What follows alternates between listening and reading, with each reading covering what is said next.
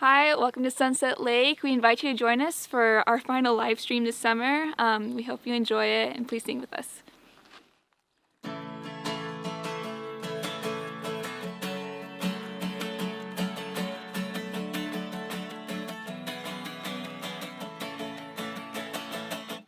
I like bananas, I think the mangoes are sweet. I like papayas, nothing can beat the sweet love of God. Well, I was walking around in circles 5 miles an hour, trying to find my way back to my heavenly Father. The world tastes sweet, but then it turns sour. Then I took him in and received his power. 1, 2, 3, I like bananas, I think the mangoes are sweet. I like papayas, but nothing can beat the sweet love of God. Well, I was walking around in circles 5 miles an hour, trying to find my way back to my heavenly Father. The world tasted sweet, but then it turned sour. Then I took him in and received his power. 1, 2, 3, I like bananas, I think the mangoes are sweet. I like papayas, but nothing can beat the sweet love of God. And now it's time for the Sunset Lake Slow Jam.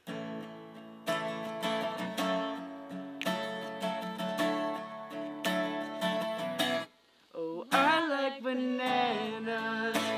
Ooh, I think that mangoes are sweet.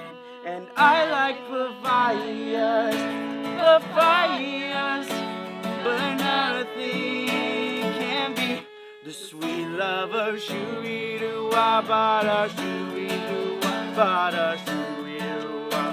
Oh, the sweet love of shoo-wee-doo-wah, ba-da, shoo-wee-doo-wah, ba-da, shoo-wee-doo-wah.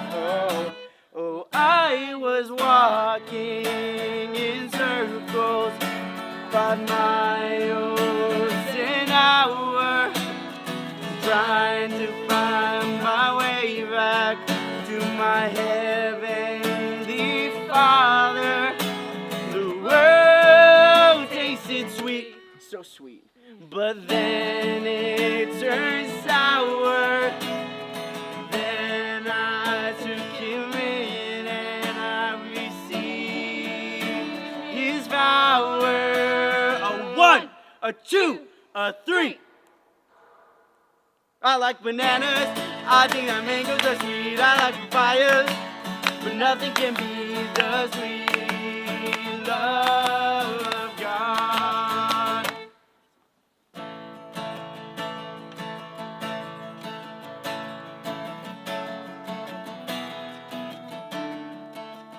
Who am I?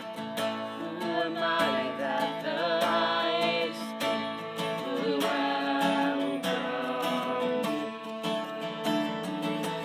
I was lost, but he brought me to his love for me.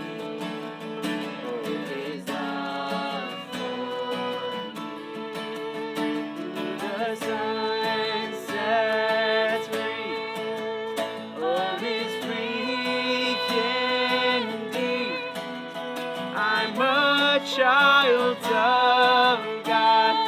Yes, I am. Free at last, he has ransomed me. Of his grace runs deep. While I was a slave to sin, he set aside for me. Yes, he died for me. The sun sets free. Oh, he's free indeed.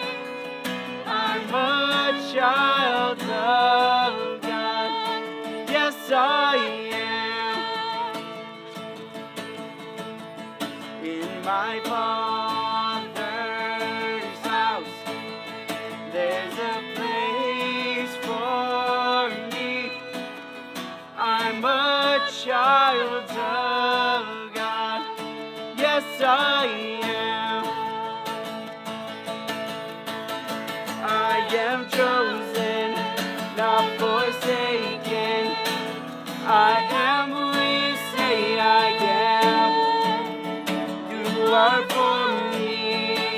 not against me.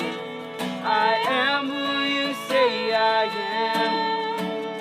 I am chosen, not forsaken. I am who you say I am. You are for me, not against me.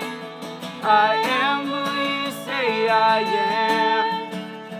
Oh, I am who you say I am. Who the Son sets free, oh, is free indeed. I'm a child of God. Yes, I am. In my Father's house, there's a place for me. I'm a child of God. Yes, I am. I know it's only August, but I'm looking forward to Christmas. I don't know about you, but in my house, Christmas was the holiday of the year. My mom knew that if she would let us, we'd listen to Christmas music all year long. And so we couldn't pull out the Christmas music until December 1. That was the very, not unspoken rule, but the rule of the household.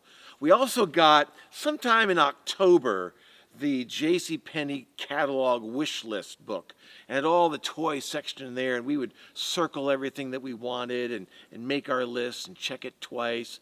And then sometime, usually around that first Sunday of December, our family would go out to the Christmas tree farm and we'd wander the fields looking for that perfect tree. It took forever, and there was all kinds of debates of which one was the best one, but finally we chose it, took the saw to the trunk and hauled it home. And then all the fun began of setting up the tree and hanging the decorations and flipping on the lights. It was amazing. I love Christmas, but my favorite part is when the packages start showing up under the tree. As a kid, that was the moment, and you began, because there were four of us brothers in the family, so we began looking under the tree to see how many packages did I have versus how many packages did my brother have. Who had the biggest package? Who had the heaviest package? And we began to learn early on that if we were careful and sneaky about it, we might even be able to figure out what was inside. And so, you know all the tricks, right? You pick it up and you give it a little bit of a shake, and you listen to it, you feel it. Here's a trick. Don't tell your mom and dad I told you, but if they use really cheap wrapping paper, it's not the thick stuff, you can take the wrapping paper and press it really tight up against the package, and if there's something written underneath, you might even be able to see what it is.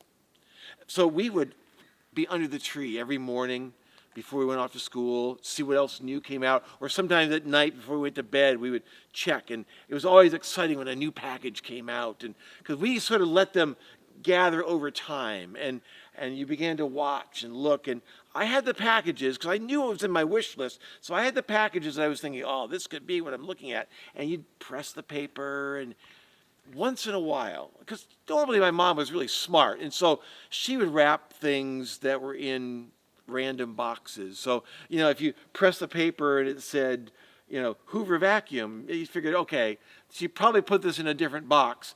But once in a while, if my mom was not up on her game or whatever, we could figure it out. And I remember a couple times when I had pressed the package and there it was, the thing that I had been looking forward to, the thing that was on my list. And it was there and I knew it. I could read it right through the wrapping paper.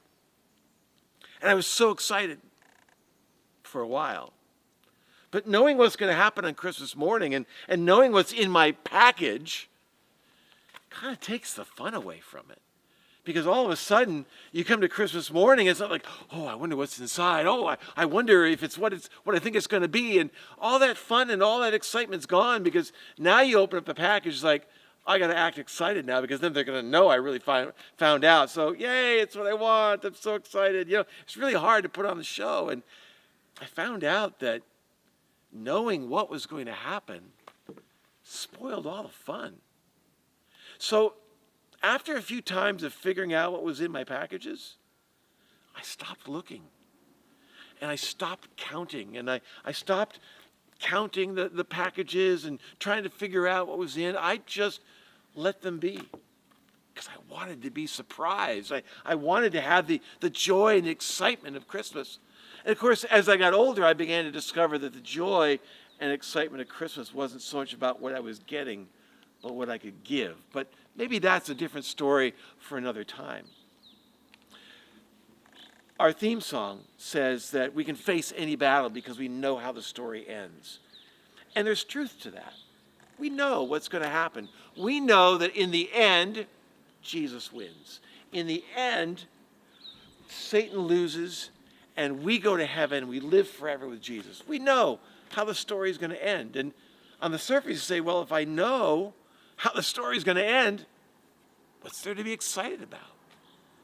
Where's the joy? Where's the surprise of it all? I think that even though we know how the story ends on a surface level, God still has a few tricks up his sleeve. And there's still going to be a Christmas morning for every one of us. In 1 Corinthians chapter 2 and verse 9, there's a really great verse. It's actually a quote that comes out of the Old Testament. But here's what it says. No eye has seen, no ear has heard, and no mind has imagined what God has prepared for those who love him. Now, he's talking about more than just heaven here, but I think it applies to what's coming. God has things in store for us that we can only imagine. In fact, we can't imagine. We can't dream it. It's bigger and grander and more crazy than we could ever imagine. I love doing things with kids where you sit down and say, let's imagine what heaven is like. And so they come up with all kinds of crazy ideas. I'm going to have a lake made out of ice cream, and I'm going to slide down a giraffe's neck, and it's kind of a mansion that's, 10,000 square feet, all made out of gold. It's going to be awesome. And then we say, guess what? You haven't even begun to imagine what God has in store for you. I don't know about you. I'm glad that I know that Jesus is coming and that this world is going to be over soon and that someday I'll live forever with him. But I'm glad that Jesus didn't tell us everything. I'm glad that Jesus has a few secrets up his sleeve. I'm super excited about discovering what's to come. Because I think that no matter how wild and crazy we may think it's going to be even better than that. So let's keep dreaming about that day. Let's keep hoping for that day. And it's okay to try to peek through the wrapping a little bit with Jesus, because no matter what we dream up and no matter what we imagine, it's going to be bigger, it's going to be better, and it's going to be grander. Think about summer camp only like times 10,000. Now maybe you're going to begin to understand what the end of the story is really all about. In fact, if you want to have some fun, get a hold of the book series, The Chronicles of Narnia. And I know you're not supposed to skip to the end and read it first, but if you want to see an amazing description of what heaven might be like, take the book, The Last Battle, and read the last couple of chapters. It'll blow your mind. And then realize that no matter how crazy a description that is, it doesn't even touch what Jesus has in store for you. I can't wait to spend eternity with Jesus. I can't wait to spend eternity with you. I can't wait to see what God has in store for us. It's going to be awesome. So we are going to experience victory like we've never experienced before, because Jesus has something in store for us that's better than we could dream up, better than we can imagine. And when you're stuck in this world and things seem hopeless and things seem like it's never going to end, remember, Christmas morning is coming. Jesus has something incredible wrapped up just for you. And you can do all the peeking and all the poking and all the shaking you want, but you're never going to grasp how grand it is until you get there and experience it for yourself. I can't wait to share it with you. Let's plan on meeting there really soon. This is our very last campfire together in a virtual sense. I hope we never have another virtual campfire. It's nice and all to be able to connect this way, but even better is to come together to camp and be together in person. So that's what we're planning to do next summer. I'm already starting to think and plan and dream for what's going to happen. I hope you are making your reservations already. In fact, you know what? If you're excited about Campfire, you can go onto our website and you can register for camp next year right now. You can do it as soon as you get off of this video. Go online, register for a week of camp. We have every intention of being back together again. So I'm not going to give all the secrets away. You know, like Jesus, I'm keeping a few things tucked under my sleeves. But next year, we're so excited for our theme. Our theme is Wanted.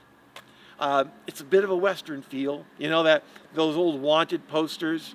That's kind of the idea. It's a Western story that we're telling. But it's not just someone being wanted for something bad that they did, but it's the idea that Jesus wants us. He wants a relationship with us. So we're going back to a story in the Old Testament, one of my favorite stories. It's the story of Ruth. And it's an incredible story, but we're not just going to tell it out of the Bible. We're going to go back to the Old West days, back into the town of Deadwood, in the days of pioneers and gold miners and saloon keepers, all of that. And we're telling an amazing story of how Jesus wants each one of us. It's going to be amazing. So do yourself a favor right now. Talk to your mom, talk to your dad, make your plans, set your date, choose which week you're coming, and get registered as soon as possible. We can't wait to see you at camp next summer. It's going to be an incredible time together. Not virtual, not on YouTube. We're doing it in person next year. We can't wait to share it with you. So our summer is coming to an end, but I can't wait to spend next summer with you. We'll see you then.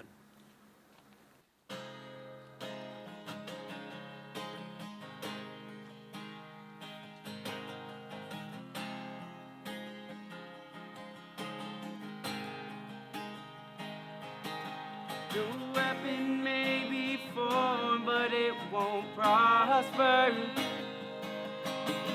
When the darkness falls, it won't prevail.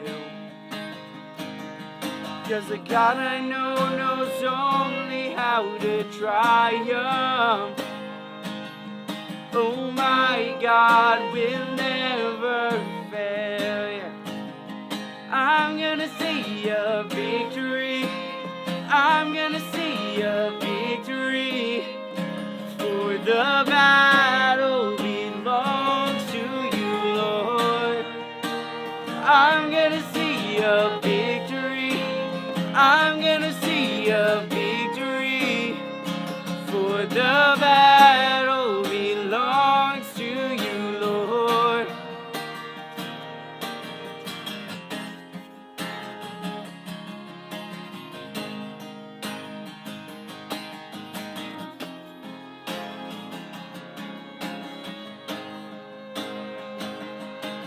There's power in the mighty name of Jesus.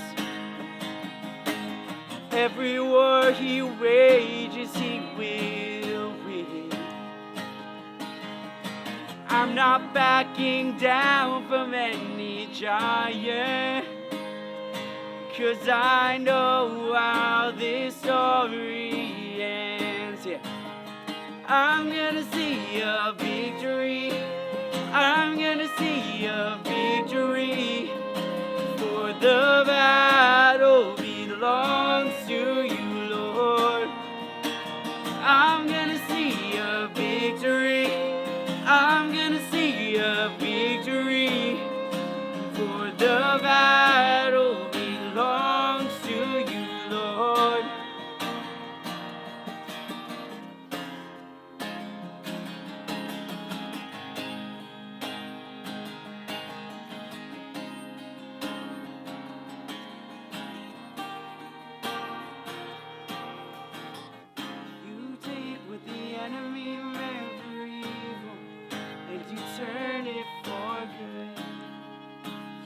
turned it for good.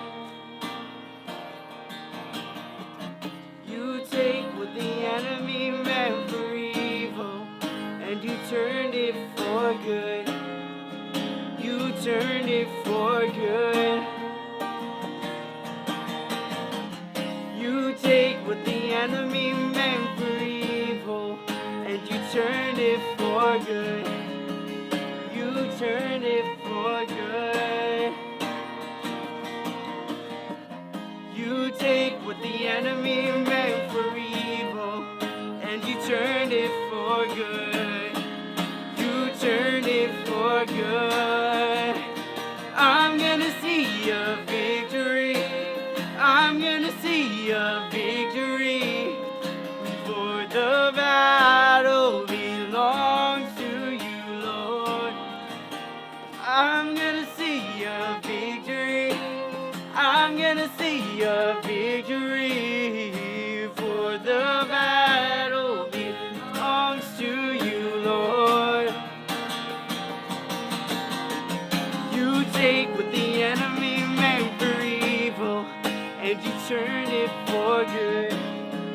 You turn it for good. You take what the enemy meant for evil, and you turned it for good. You turned it for good. I'm gonna see a victory. I'm gonna see a victory. For the battle belongs to you, Lord. I'm gonna see a victory. I'm gonna see a victory. For the battle belongs to you, Lord.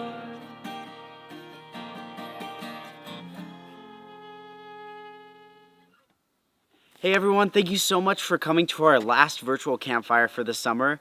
We're so happy you've been here with us. We hope that you have a great year. We're always praying for you. We're always thinking about you. And just want to remind you to walk with Jesus and show love to everyone. Thanks.